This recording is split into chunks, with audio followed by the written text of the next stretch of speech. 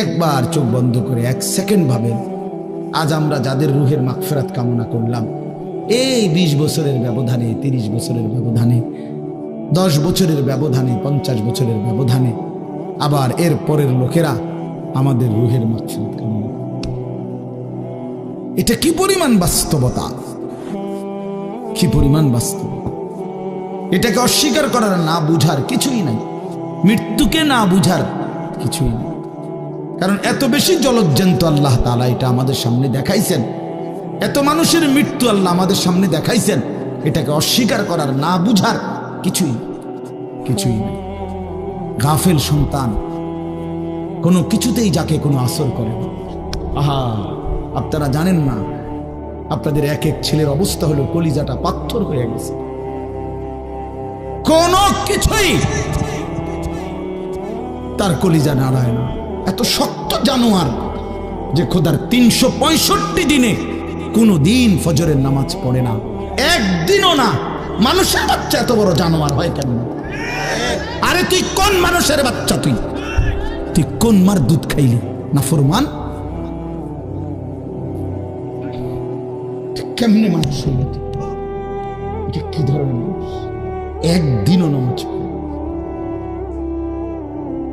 ছি ছি ছি ছি ছি! মুসলমানের বাচ্চা এত বড় জানোয়ার হয় কেমনে?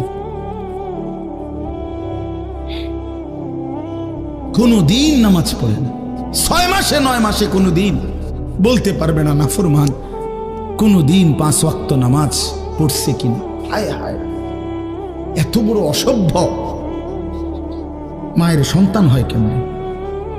বাবার সন্তান হয় কেমনে? চিন্তা কর, কোনো কিছুই